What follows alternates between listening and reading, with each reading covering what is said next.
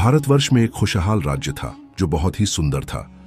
चारों ओर फूलों की सुगंध फैली हुई थी। राजमहल हीरे जवाहरात और रंग बिरंगी लीलाओं से सजा हुआ था और अत्यंत आकर्षक लग रहा था। पास में एक सुंदर सा झरना बह रहा था जो इतना मनोहारी था कि मानो स्वर्ग से उतर आया हो।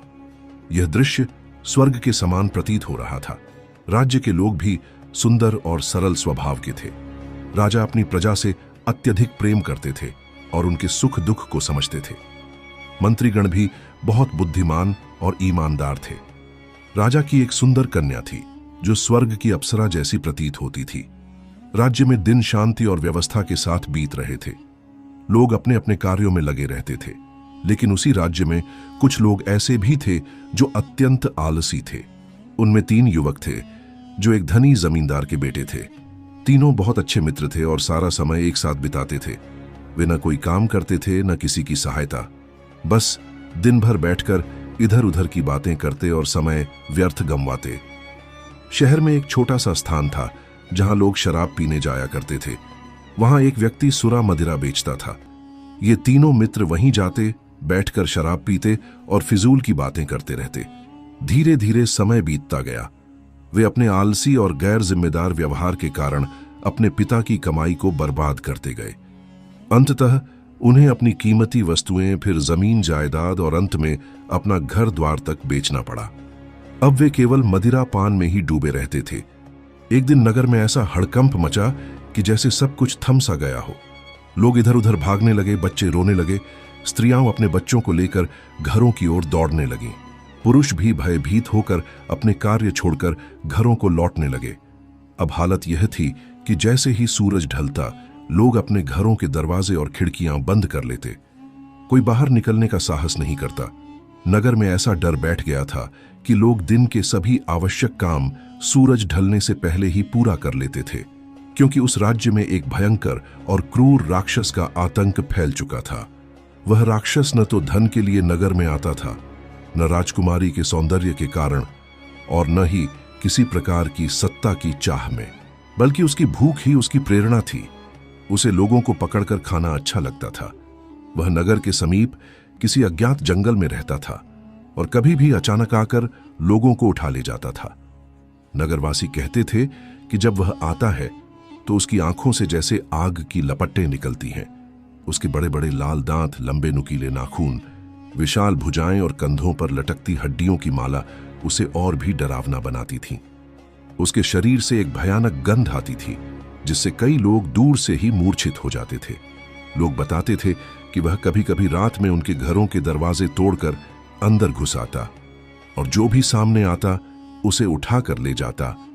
कभी जिंदा उबाल कर खाता तो कभी झटके में निगल जाता। दिन ब दिन स्थिति बदतर होती जा रही थी। नगर में हाहाकार मच गया था। डर इतना फैल चुका था कि बच्चे अब खुलकर खेलना भूल चुके थे। स्त्रियां गीत गाना छोड़ चुकी थीं और बाजार समय से पहले बंद हो जाते थे। एक दिन नगर के लोग इकट्ठा होकर राजा के दरबार में पहुंचे। वे सब भय से कांप रहे थे और अपने परिवार की सुरक्षा की गुहार लगाने लगे। राजा ने सभी की बात सुनी और कहा, मैं इस भयंकर राक्षस से निपटने का कोई उपाय अवश्य खोजूंगा। आप सब फिलहाल अपने घर लौट जाइए और संयम रखें। राजा ने बहुत प्रयास किए। अपने राज्य के सबसे वीर योद्धाओं को बुलवाया, मंत्रियों से विचार विमर्श किया, यहां तक कि तांत्रिकों और साधुओं की भी सहायता ली, लेकिन उस राक्षस को कोई नहीं मार पाया। एक एक करके सब प्रयास असफल होते चले गए।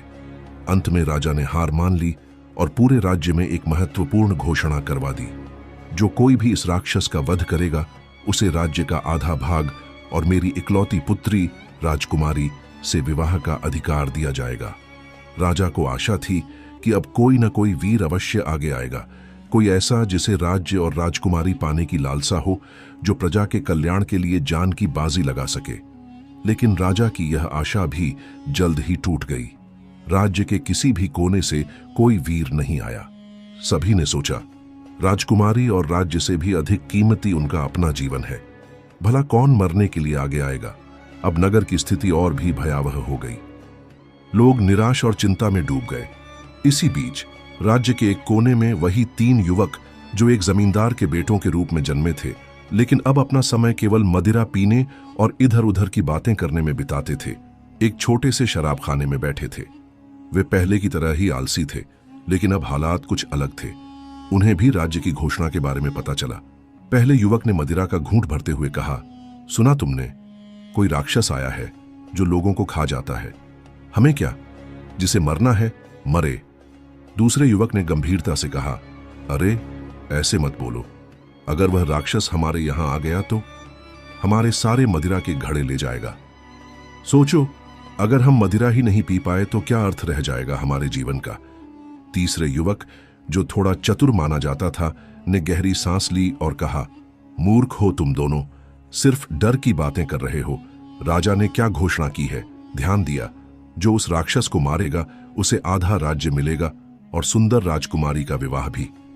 फिर उसने धीरे से मुस्कुराते हुए कहा, सोचो, अगर हम वह राक्षस मार दें तो हमें न केवल राज्य मिलेगा बल्कि जीवन भर मुफ्त की शराब, धन दौलत, नौकर चाकर और वो राजकुमारी जिसकी सुंदरता की मिसाल पूरे राज्य में दी जाती है। वह आगे बोला, राजा की बेटी कितनी सुंदर है, ये भी जानते हो ना? हम चाहें तो राजा से तीनों के लिए 3 राजकुमारियां भी मांग लें। राजा इनकार नहीं कर पाएगा। अब सोचो क्या करना चाहिए।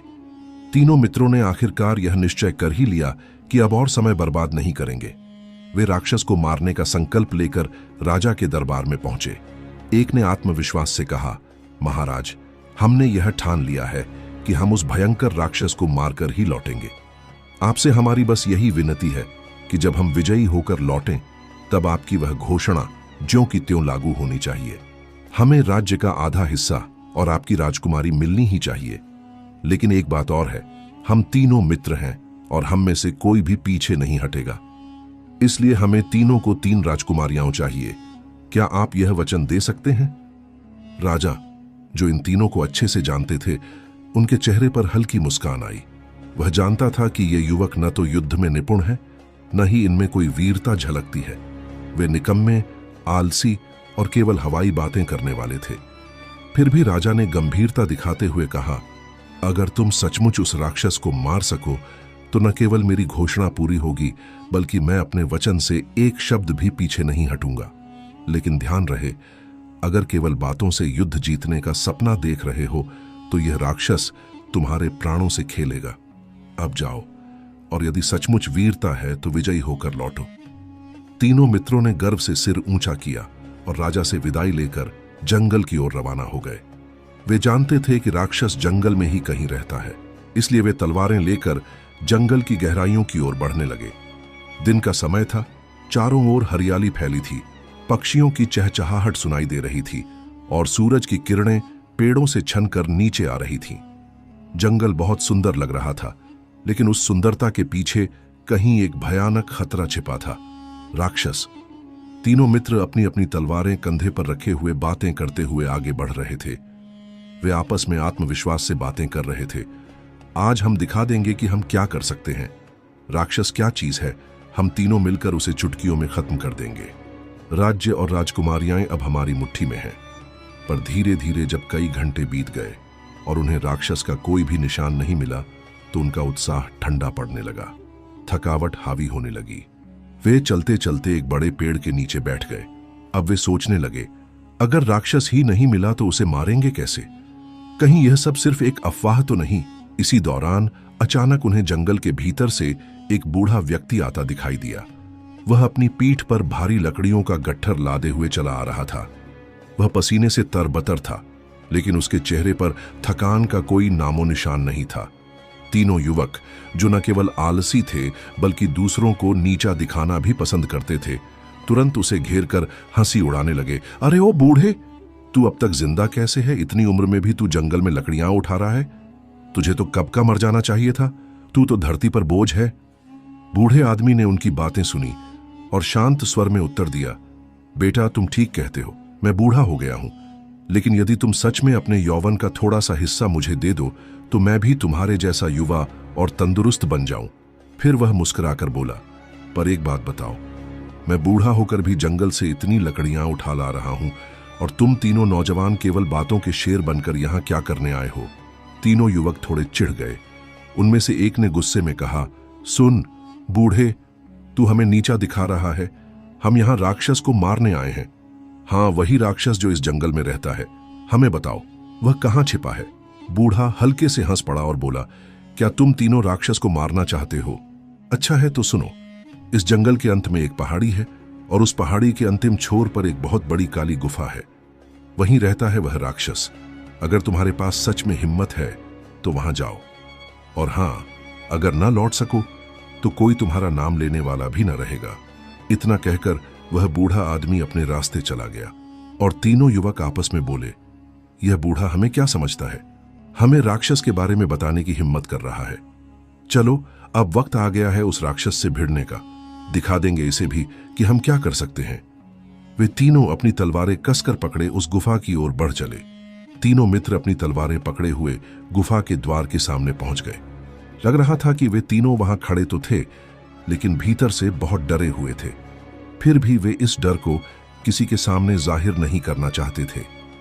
तीनों मित्र अपने मन में सोच रहे थे कि राक्षस कैसा होगा, लेकिन वे डर के बावजूद वहां तक पहुंच ही गए थे। अब जब वे आ ही गए थे तो पीछे नहीं हट सकते थे, इसलिए उन्होंने एक साथ मिलकर गुफा के भीतर प्रवेश किया। वह गुफा बहुत ही डरावनी थी।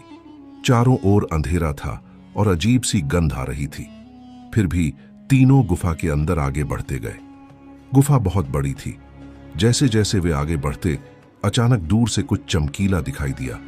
तीनों ने चौंक कर सोचा, यह क्या है जो चमक रहा है? क्या यह वही राक्षस है जो दिन में सो गया है, या कुछ और? वे डरते डरते धीरे धीरे उसकी ओर बढ़ने लगे। जैसे ही वे उस चमकीली चीज के पास पहुंचे, उन्होंने जो देखा उसे देखकर एक मित्र के हाथ से तलवार गिर गई, क्योंकि वह कोई राक्षस नहीं था, बल्कि हीरे, मोती, सोने आदि का एक बहुत बड़ा खजाना था। उसमें सोने के हार, मोतियों के मुकुट और न जाने कितने प्रकार के आभूषण थे। यह देखकर तीनों आश्चर्यचकित रह गए। असल में राक्षस ने लोगों को मारकर उनके घरों से धन संपत्ति लूट ली थी और इस गुफा में छिपा दी थी। जब तीनों ने यह सारा खजाना देखा तो वे राक्षस को मारने की बात ही भूल गए। उन्हें राजा को देने वाला आधा हिस्सा भी याद नहीं रहा। वे बस यह सोचने लगे कि अरे, यह तो कितना बड़ा खजाना है। अगर हम इसे अपने घर ले जाएं तो हम तो बहुत धनी हो जाएंगे। राजा भी हमारे सामने कुछ नहीं रहेगा। यह सोचकर वे तीनों कुछ देर वहां बैठ गए। जब से उन्होंने उस धन और आभूषणों को देखा, उनके मन में लालच घर कर गया था। तीनों ने मिलकर यह तय किया कि वे इस खजाने को आपस में बांटकर अपने घर ले जाएंगे। लेकिन दिन का समय था और दिन में इतना सारा खजाना ले जाना जोखिम भरा था। अगर लोग देखेंगे तो वे छीन सकते हैं, और अगर राजा को पता चला तो वह भी यह सब हड़प लेगा, क्योंकि यह उसकी ही राज्य की गुफा में मिला है। इसलिए उन्होंने यह निर्णय लिया कि जब रात का अंधेरा होगा तभी वे इस खजाने को बाहर ले जाएंगे। लेकिन तब तक क्या करें? तो उन्होंने सोचा कि एक मित्र को घर भेजा जाए ताकि वह बैलगाड़ी और खाने पीने का सामान लेकर आए। यह विचार सभी को अच्छा लगा, तो एक मित्र दोनों को वहीं छोड़कर घर चला गया। जब वह चला गया तब बाकी दो मित्रों ने सोचा, अब हमें इस संपत्ति को 3 भागों में बांटना पड़ेगा। लेकिन अगर हम उस मित्र को मार दें तो यह खजाना 2 भागों में बंटेगा और हमें ज्यादा मिलेगा।